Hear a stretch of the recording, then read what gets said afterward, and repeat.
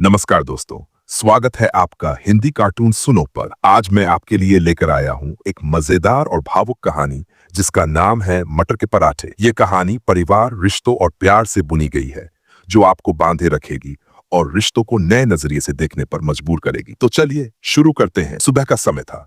सुरेश बाजार से वापस आए और सीधे अपनी पत्नी विमला से सवाल किया, नाश्ते में क्या है? विमला ने जवाब दिया कि आज फिर आलू के पराठे बनाएंगे। ये सुनकर सुरेश का पारा चढ़ गया। उन्होंने गुस्से में कहा, हमेशा आलू, रात को भी आलू की सब्जी खाई थी और अब फिर से आलू, कुछ नया क्यों नहीं बन सकता? विमला ने जवाब दिया कि आलू हमेशा सबसे आसान और जल्दी बनने वाला विकल्प है। बात बात में बहस शुरू हो गई और विमला ने तंज कसते हुए कहा कि बाहर के पकवानों से उन्हें जो पेट की परेशानी होती है वो शायद भूल गए हैं। ये सब सुनकर उनका बेटा कमल बोला, पापा मम्मी, ये बहस बंद कर दीजिए। अगर आप ऐसे ही लड़ते रहे तो बहन आलिया भी यही सब सीखेगी। कमल की बात सुनकर दोनों थोड़े शांत हुए, लेकिन सुरेश अभी भी नाश्ते में कुछ नया खाने की जिद पर अड़े रहे। आलिया, जो दूसरे कमरे में थी, यह सब सुन रही थी।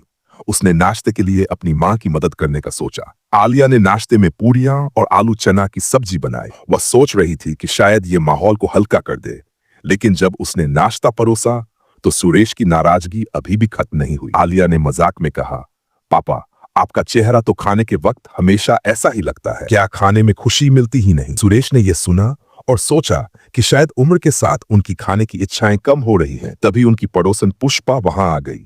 उसने पूछा, क्या बात है सुरेश जी, कोई परेशानी है तो बताइए। वैसे हमारे घर पर आज छोटी सी पार्टी है, आप सबको आना है। ये सुनकर माहौल थोड़ा हल्का हुआ।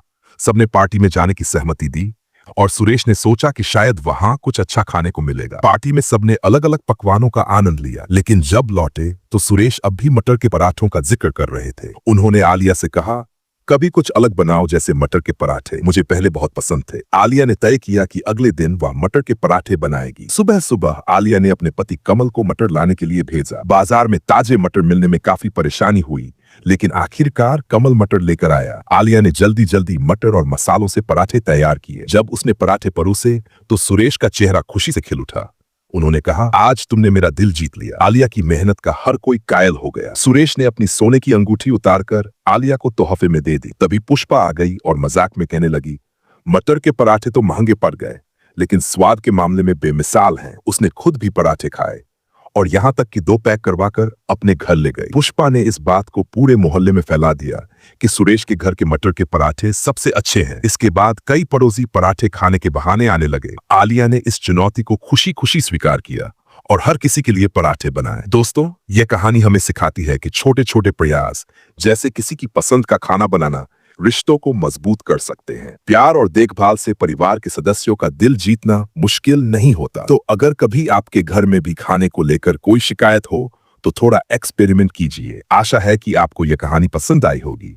अगर हाँ, तो वीडियो को लाइक और चैनल को सब्सक्राइब जरूर करें। फिर मिलते हैं अगली कहानी में, सिर्फ हिंदी कार्टून सुनो पर। धन्यवाद।